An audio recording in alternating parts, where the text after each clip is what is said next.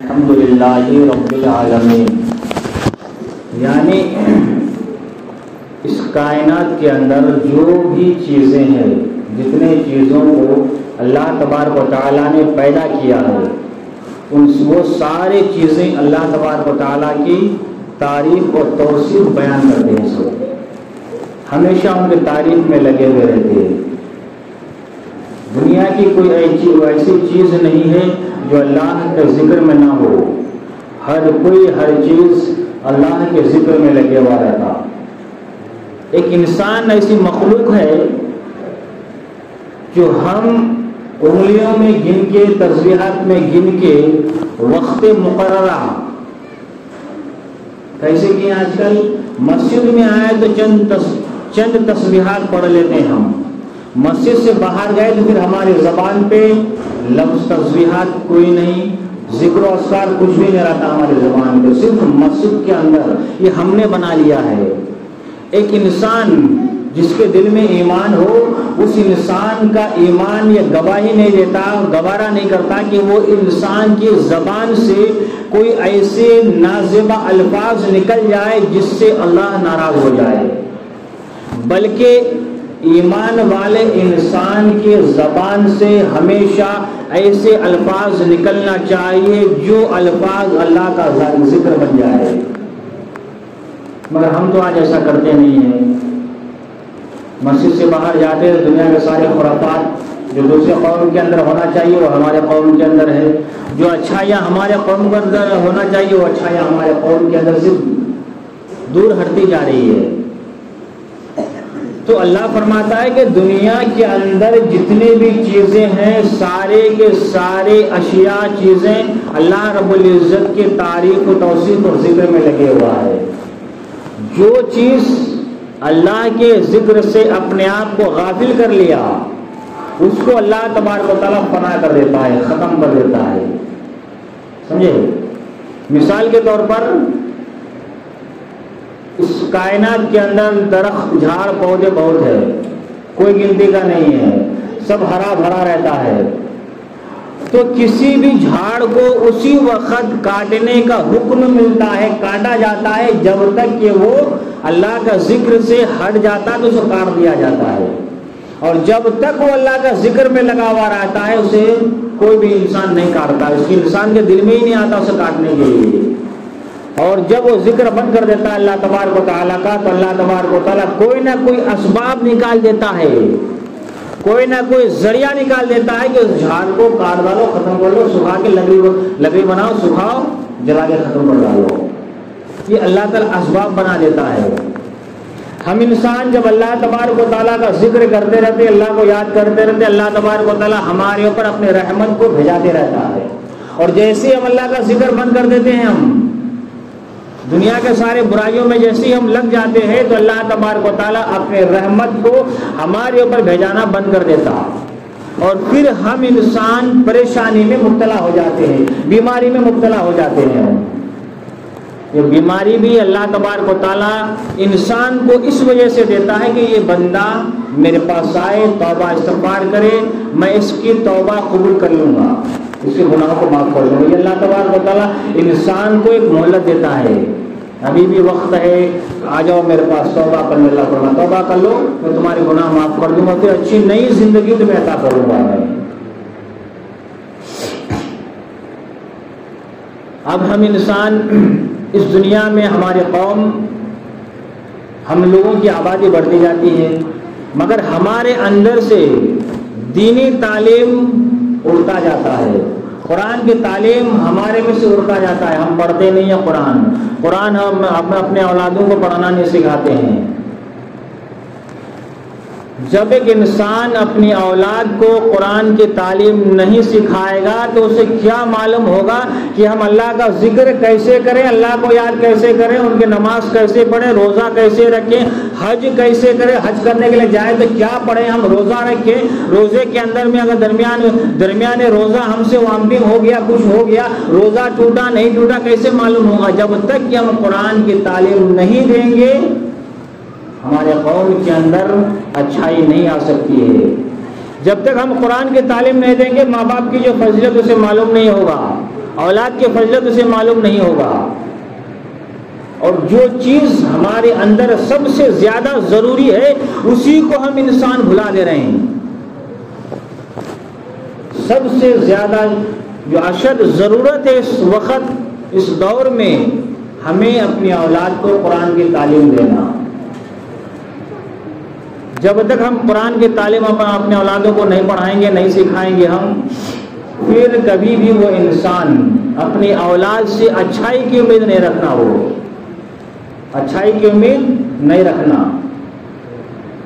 جب ہم انسان اپنے اولاد کو بچپنے سے پال پوس کے بڑا کرتے ہیں، اس کو بہت خدمت کرتے ہیں، جب بچہ چھوٹا رہتا ہے نا، اس کو بات نہیں آتی، اس کو بہت محنت کرتے ہیں ماں باپ اس کے پیچھے، اتنی محنت کرتے ہیں اپنے بچے کے پیچھے، وہ انسان ہر کوئی اپنی مصیبت، اپنی تکلیف کو وہ انسان بھول جاتا ہے، اپنی پریشانی کو وہ انسان بھول جاتا ہے اپنی اولاد کے لیے، کہ میرے اولاد کو ہم اچھے سے اچھا رکھیں، ہم اسے سردی کھانسی ذرہ ہو جائے تو وہ انسان 1 روپے کی جگہ 2 روپے خرچ کرتا ہے۔ کیوں؟ کہ ہماری اولاد اچھا رہے، بیمار نہ ہو، پریشان نہ ہو۔ یہی سوچ کے ہر انسان اپنی اولاد کے پیچھے محنت کرتا ہے، اور اس بچے کو پال پوس کے وہ انسان بڑا کرتا ہے۔ محنت کتنی لگی اپنی اولاد کو پالنے میں؟ بچہ جیسے جیسے بڑا ہوتا جاتا ہے، وہ بچے کی جو ہے ماں باپ کے پاس فرمائشیں بڑھتی جاتی ہے۔ ماں باپ کے جیب میں پیسہ نہیں ہے، اولاد نے اگر کچھ مانگ لیا ہے تو باپ دوسرے کے سامنے میں ہاتھ پھیلا کر کے قرضہ لے کر کے اپنی اولاد کی خواہش کو پورا کرتا ہے، مگر باپ یہ نہیں کہتا ہے کہ میرے پاس پیسے نہیں ہیں، ہم تمہیں نہیں دے سکتے ہیں یہ چیز۔ بھروسہ دیتا ہے دلائیں گے، کہیں سے بھی ہو، قرضہ کر کے بھی ہو، مگر دلاتا ہے۔ وہی بچہ جب اور بڑا ہوتے جاتا ہے، ماں باپ اس کے پیچھے پڑھائی میں، زندگی گزارنے کے طریقے میں اس کے پیچھے اپنی زندگی صرف کر دیتا ہے۔ جیسے جیسے اولاد اس کے بڑے ہوتے جاتے ہیں، ماں باپ جو ہے اپنی زندگی کی محنت کی کمائی کو اپنے اولاد کے اوپر صرف کر دیتا ہے۔ وہ کچھ بھی کماتا ہے بچوں کی پڑھائی میں، اس کی زندگی کو سنوارنے میں لگا دیتا ہے وہ۔ ماں باپ کبھی یہ نہیں سنتا کہ میرا بیٹا تکلیف میں رہے، میری اولاد تکلیف میں رہے۔ ماں باپ ہمیشہ، ہر انسان چاہے وہ کیسے بھی رہو، ہر انسان کے والدین یہ چاہتا ہے کہ میرا اولاد خوش رہے، اچھا رہے۔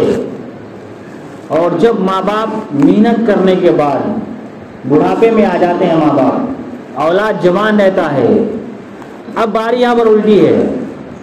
بچہ جب چھوٹا تھا تو ماں باپ نے محنت کر کے اس کو پال پوس کے بڑا کیا، اب یہاں پر الٹا ہے، ماں باپ ضعیف ہو گئے، بوڑھے ہو گئے، اب اولاد بڑا ہے تو ماں باپ جو ہے، اب اولاد ماں باپ کی خدمت کرنا، اب ماں باپ کی خدمت کرنا، ماں باپ کی جو ہے ہر ایک خواہش کو پورا کرنا، یہ اولاد کا فرض ہے۔ اس وقت ماں باپ کا فرض تھا کہ اپنی اولاد کو اچھی تعلیم دو، اچھی زندگی دو، اچھی تربیت دو، اس کو بڑا کرو۔ بڑا ہونے کے بعد ماں باپ ضعیف ہو گئے تو اولاد کا فرض ہے کہ وہ اپنے ماں باپ کو اچھی سے اچھی زندگی دے، کیونکہ ماں باپ کو سب کچھ کر نہیں سکتا، وہ کھیت میں جا کے کام کر نہیں سکتا، محنت کر نہیں سکتا ہے، وہ بڑا ہو گیا، ضعیف ہو گیا ہے۔ اولاد کے اوپر فرض ہے کہ اپنے اولاد، اپنے ماں باپ کی اچھی خدمت کرے۔ اب بڑھاپے میں کون اولاد ماں باپ کی اچھی خدمت کرے گا؟ یہ ماں باپ کو اسی وقت سوچنا چاہیے جب بچپنے سے بڑا کر رہے تھے۔ ہم نے بچپنے سے اولاد کو بگاڑ دیا، اور بڑا ہونے کے بعد جب ہم ضعیف ہو جائیں گے تو اس وقت سوچیں گے ہماری اولاد ہمیں پالے، ہماری خدمت کرے، تو یہ توقع ہماری سوچ سے باہر ہے۔ نہیں کرتا ویسا، کیونکہ اس کو تعلیم ہی نہیں دیا، اس کو ماں باپ کے احسان، ماں باپ کی عظمت اور عزت کے بارے میں بتایا ہی نہیں، اس کو کیا سمجھ میں آتا؟ باپ اگر بھوکا بھی ہے تو بیٹا کھایا پیا چلتے پھرتے بنتا ہے، وہ باپ کو پوچھتا نہیں ہے، ماں باپ کو نہیں پوچھتا۔ آج کل کے زمانے کے کوئی کیئر نہیں کرتا ہے ماں باپ کو آج کل۔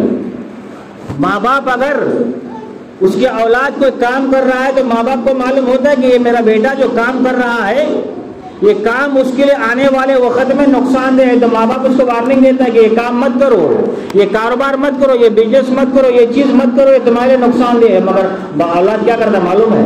ماں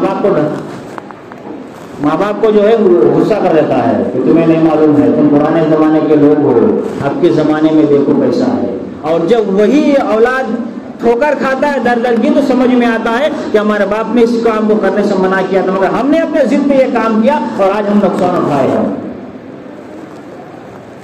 تو ہم انسان اپنی اولاد کو تعلیم ایسی دیں، جھاڑ جو درخت جو دیکھتے ہیں نا ہم انسان، جھاڑ کو جب زمین پہ لگاتے ہیں اس جھاڑ کو روزانہ پانی ڈالتے ہیں، روزانہ اس جھاڑ کو ہم پانی ڈال کے بڑا کرتے ہیں، ہم بہت محنت کرتے ہیں اس جھاڑ کے پیچھے، آم کے جھاڑ ہو، نیم کا جھاڑ ہو، کون سا بھی جھاڑ ہو، بہت محنت کرتے ہیں، جانوروں سے بچا کے رکھتے ہیں کہ بکری وغیرہ جانور کھا کے ختم نہ کر دے، گھیر دیتے ہیں، اس کو بڑا کرتے ہیں۔ ہم کیوں کرتے ہیں؟ اس کا پھل ہمیں ملے گا، ہم کھائیں گے۔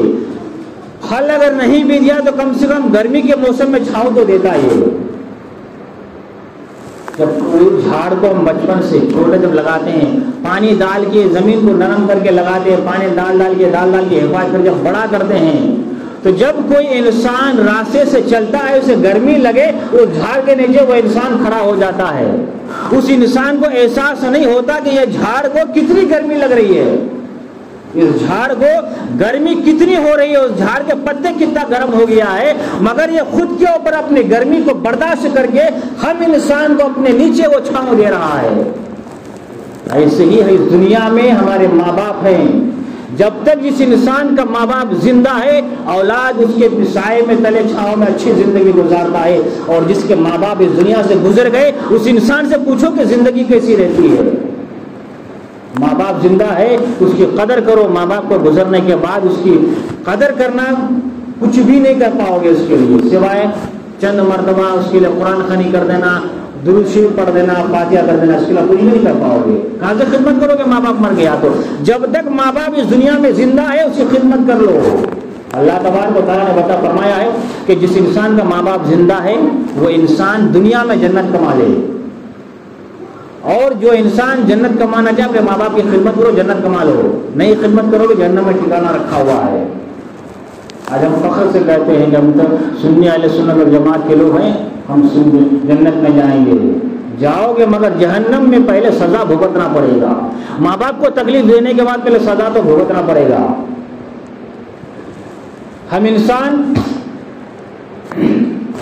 جب اپنے ماں باپ کی خدمت کرتے ہیں نا تو ماں باپ جو ہے اولاد کو دعا دیتا ہے، فری میں دعا ملتی ہے۔ اب ضعیف ہو گیا ماں باپ، جو اس کو آپ جو ہے دنیا میں دیکھو، آپ جو باہر اچھے اچھے سامان کھاتے ہیں، اچھے اچھے کپڑے استعمال کرتے ہیں، ماں باپ کو لا کر کے ویسے ہی دو۔ ماں باپ خوش ہوتا ہے، اپنی اولاد کو فری میں دعا دیتا ہے، اور اللہ کے حبیب فرماتے ہیں کہ ماں باپ کے دل سے جو دعا نکلتی ہے اللہ رب العزت فوراً قبول کرتا ہے۔ حضرت موسیٰ علیہ السلام ایک مرتبہ کوہ طور پہ گیا، جانے کے بعد فرمایا کہ پروردگار عالم، جنت کو تو نے ایسا بنایا ہے کہ جس کا لاجواب کوئی جواب نہیں ہے، کوئی جواب نہیں اس جنت کا۔ ہر انسان کے الگ الگ محل بنایا، الگ الگ علاقہ بنایا ہے، مگر یہ پروردگار مجھے بتا دے میرا ٹھکانہ کہاں ہوگا، میرے بازو میں کون رہے گا، تو میرا جو روم رہے گا کمرہ اس کے بازو میں کون ہوگا؟ تو اللہ تبارک و تعالیٰ نے موسیٰ علیہ السلام سے فرمایا کہ موسیٰ تیرے زمانے کا ایک قصائی تیرے بازو میں رہے گا، تیرا پڑوسی بنے گا۔ قصائی سمجھتے ہیں جو گوشت وغیرہ کاٹتے ہیں اسے وہ قصائی بولتے ہیں، وہ قصائی تمہارا جو ہے پڑوسی رہے گا۔ موسیٰ علیہ السلام پریشان کہ قصائی جو گوشت کاٹ کے بیچ کے جو زندگی گزارتا ہے وہ موسیٰ جو بہت بڑے پیغمبر ہیں ان کے بازو پڑوسی بنے گا۔ موسیٰ علیہ السلام ڈھونڈنے لگے، دیکھیں کون ایسا قصائی ہے، ہر قصائی کو جا کے دیکھتا تھا یہ انسان کیا کام کرتا ہے، یہ زندگی کیسا گزارتا ہے، مگر سب کو دیکھا، گوشت بیچا، کھایا پیا، گھر میں گیا، زندگی گزار لیا۔ ایک انسان کے دروازے پہ گیا، کون؟ موسیٰ علیہ السلام قصائی ہے، جا کے دیکھا کہ دو بوڑھے ماں باپ، ضعیف انسان پلنگ میں پڑے ہوئے ہیں، جا کے پوچھے بھائی تمہاری کوئی اولاد نہیں ہے کیا، تم جو ہے اکیلے پلنگ میں پڑے ہوئے ہو، کوئی اولاد ہے تمہارے بیٹے بیٹیاں کوئی نہیں ہے کیا؟ بولے ہاں ہے میرا ایک بیٹا، تو گیا ہے محنت کرنے کے لیے، آئے گا شام میں گھر کو، محنت کرتا ہے، وہ ایک ہی بیٹا ہے، وہ میری جو خدمت کرتا ہے جو بھی ہے، اور جو بھی ان لوگوں کی بات چیت ہوئی تو موسیٰ علیہ السلام اس سے فرماتے ہیں کہ دیکھو میں اس راستے سے گزر رہا تھا تو ڈھونڈتے ہوئے آیا کہ تمہارا گھر دکھا، تم سے مل لیا، میں موسیٰ علیہ السلام، کیونکہ موسیٰ علیہ السلام فرماتے ہیں کہ میں موسیٰ پیغمبر ہوں۔ وہ انسان بہت خوش ہو گیا، بہت خوش ہوا وہ انسان، اور موسیٰ علیہ السلام کو دیکھنے کے بعد ان کو نکل گئی، مر گیا، دونوں کے دونوں مر گئے۔ پیغمبر موسیٰ علیہ السلام کو دیکھے، ان کا کلمہ پڑھے، اور دونوں کے دونوں کا انتقال ہو گیا۔ اب موسیٰ علیہ السلام پریشان کہ بھائی یہ انسان کو ملنے آیا، اس کی موت ہو گئی ہے، انسان اب کیا میں کیا جواب دوں گا، کوئی ایسا نہ ہو محلے والے مجھے کہے کہ تم ختم کر ڈالے دونوں کو۔ اس کو بیٹے کو ڈھونڈے، ابھی گھر سے باہر نکلے کہ بیٹا دروازے پہ آ گیا، آگے بولا بھائی یہ گھر کس کا ہے؟ بولا ہمارا ہے۔ بولے کہ دیکھو یہ وہ ضعیف انسان تھے، میں جا رہا تھا تو ان لوگوں سے ملنے کے جائیں گے بول کے آئے، تو میرے سے ملاقات ہوئی، بات چیت ہوئی، اور جو ہے ان کا انتقال ہو گیا۔ اس کا بیٹا کیا بولا معلوم ہے؟ تو موسیٰ ہو گیا۔ موسیٰ علیہ السلام کو فرماتے ہیں تم موسیٰ علیہ السلام ہو؟ بولے کیوں؟ بھائی ایک انسان انجان انسان سے ملے، اس کا نام نہیں معلوم، اسے زندگی میں کبھی دیکھا بھی نہیں، مگر نام سے بولتا ہے کہ تم موسیٰ علیہ السلام ہو۔ وہ قصائی جو گوشت بیچتا تھا، اپنے ماں باپ کی خدمت کرتا تھا، جب گھر کو آیا تو موسیٰ علیہ السلام دروازے سے باہر نکلے، اس کا بیٹا دروازے میں آیا۔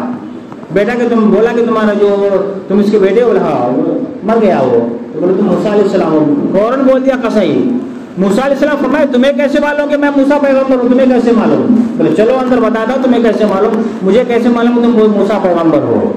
بولے پھر کیسے انتقال ہوا؟ بولے کہ دیکھو میں یہاں جا رہا تھا، ان لوگوں سے ملاقات کریں گے بول کے آیا، ملاقات کیا اور بتایا کہ میں موسیٰ پیغمبر ہوں، یہ دونوں سے، اور میرا کلمہ پڑھا اور دونوں مر گیا۔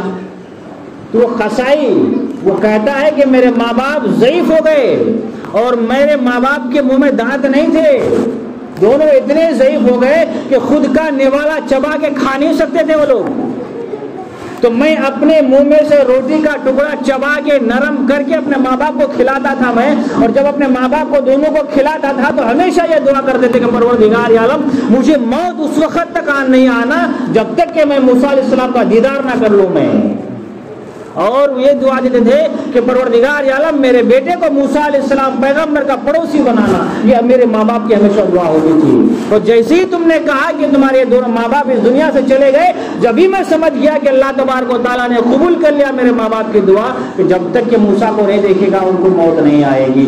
تم نے دیکھا، اس لیے میں نے پہچان کیا کہ میرے ماں باپ نے کہا تھا کہ موسیٰ علیہ السلام کا دیدار کرانا، اس وقت تک موت نہیں آنا، مر گئے تو سمجھ گیا کہ تم ہی موسیٰ ہو۔ موسیٰ علیہ السلام اس کے ہاتھ چومنے لگے، اس کے اس قصائی کے پیغمبر ہیں، وہ پیغمبر ہے کہ تم نے اپنے ماں باپ کی اتنی خدمت کیا، تمہارا مقام کو اللہ نے اتنا بلند کیا کہ تم میرا پڑوسی بنے گا۔